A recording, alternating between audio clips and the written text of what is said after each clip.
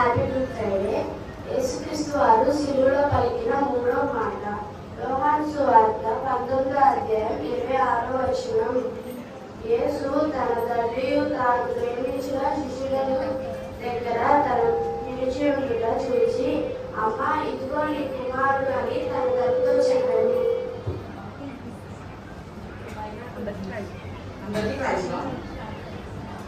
అమ్మ ఇదిగో అని కుమార్తె చెప్పాను కదా. ఇక్కడ యేసుక్రీస్తు వాళ్ళు వెళ్తున్నప్పుడు మనమైతే మన తల్లి గురించి మర్చిపోతాం. యేసుక్రీస్తు వారి శిలువలో ఉన్నప్పటికీ కూడా తన తల్లి గురించి మర్చిపోలేదు.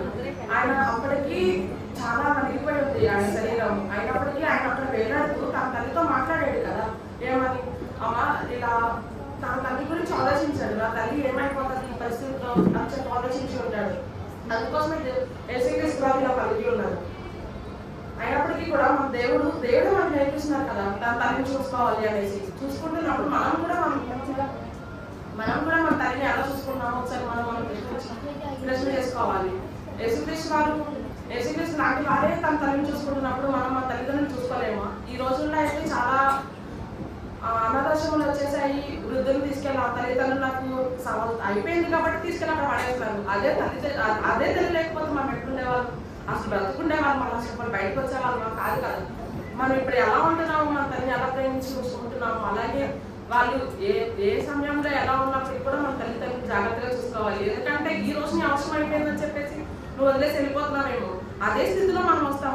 మనం ఏం చేస్తే మన పిల్లలు కూడా అదే కదా నేర్చుకునేది. సో మనం ఏం చేస్తున్నాము, ఏం చేస్తున్నామో అదే మన పిల్లలు నేర్చుకుంటారు. కాబట్టి మనం మన తల్లిదండ్రులను సన్మానించే వాళ్ళగా ఉండాలి. యేసుక్రీస్తు వారి ఆజ్ఞలో కూడా ఉంది కదా తల్లిదండ్రులను సన్మానించే వాళ్ళు అని. అలాగే నువ్వు తల్లిదండ్రులను మంచిగా చూసుకొని ఉండాలి. చూసుకుంటే అప్పుడు దేవుడు కూడా దేవుడు లాంటి వాడే మన తల్లిని వదిలిపెట్టినప్పుడు మనం ఎంత అండి మనుషులం కదా. మనం కూడా మన తల్లిని మంచిగా చూసుకొని ఆయన బాటలో నడిచే భాగ్యం మనం దయచేయాలి. అదేవిధంగా యేసుక్రీస్తు వారు అంత వేదంలో కూడా ఒకటే ఆలోచిస్తున్నారు, ఎవరికి అప్పచెప్పాలి తన యొక్క బాధ్యతని అని. అయినప్పటికీ కూడా తన బాధ్యతని నెరవేర్చుకున్నాడు. తన యొక్క రెస్పాన్సిబిలిటీ తన తల్లి మీద ఉన్నది మొత్తం తను నేర్చుకుంటున్నాడు.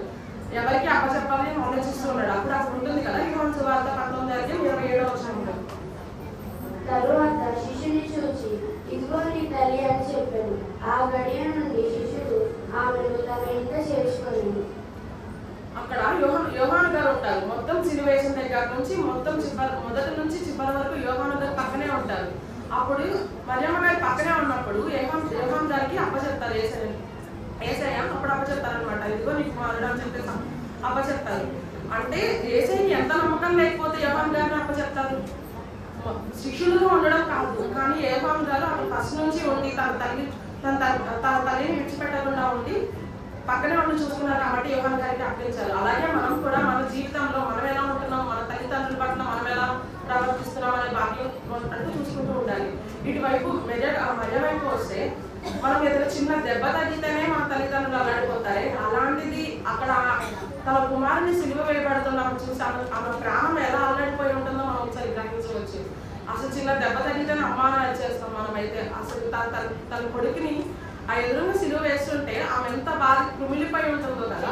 కానీ అయినప్పటికీ కూడా తను అసలు ఏం మాట్లాడకుండా అలాగే ఉండిపోయింది. ఎందుకంటే అక్కడ ఆయనకి ఆజ్ఞలు నడిపించేసింది కదా దేవుని యొక్క కృప. ఆయన తెలుసు తిరిగి లెగుస్తాడు అనేసి. కానీ మనం మనుషులం కాబట్టి మనకు తెలియకపోవచ్చు. అయినప్పటికీ దేవుడు మన పట్ల ఎంతో ప్రేమ కలిగి ఉన్నాడు, జాలి కలిగి ఉన్నాడు. మనం కూడా ముందుగా మన తల్లిదండ్రులను సన్మానించే వాళ్ళగా ఉండాలి. అంతేకాని మనం నాకేం అవసరం అయిపోయింది, వీళ్ళతో నాకేం అవసరం, వాళ్ళతో నాకేం అవసరం అనుకుంటే మనకేమవుదు. ఏ మనిషికైనా ఒక సమయంలో ప్రతి ఒక్క మనిషితో మనకి అవకాశం వస్తుంది. ఈ రోజు నీకు ఆ మనిషితో నీకు అవకాశం లేకపోవచ్చు, కానీ నీకంటూ ఒక సమయంలో పడిపోతావు. అప్పుడు ఆ మనిషి తప్ప నీ దగ్గర ఎవరు లేకపోతే అప్పుడు ఆ మనిషి నాకెందుకు వెళ్ళిపోతా ఉంటుంది. మన పరిస్థితి ఏంటి? అలా ఉండకూడదు. అలా అందుకోసమే యోహాను గారు తన పక్కన నిలబడి తన తల్లిని సంరక్షణలో ఉంచుకున్నాడు. ఇక్కడ చూస్తే యేసుక్రీస్తు వారు తన యొక్క రెస్పాన్సిబిలిటీని చూసుకున్నారు. అలాగే తన యొక్క ఇటు పక్క తల్లికి కొడుకుని దయచేశారు, కొడుకుకి తల్లిని దయచేశారు. ఇటు విధంగా మనం ఉండాలి. మనం కూడా మన తల్లిదండ్రులను పోషించే వాళ్ళ ఉండాలి. ఇలా ప్రేమ, దయ, జాలి, మంచి మనసు కలిగి ఉంటే మనం అందరం ఆయన రాజ్యానికి వెళ్ళడానికి సిద్ధంగా ఉండాలి. దేవుడి మాటలు దీవించుగాక.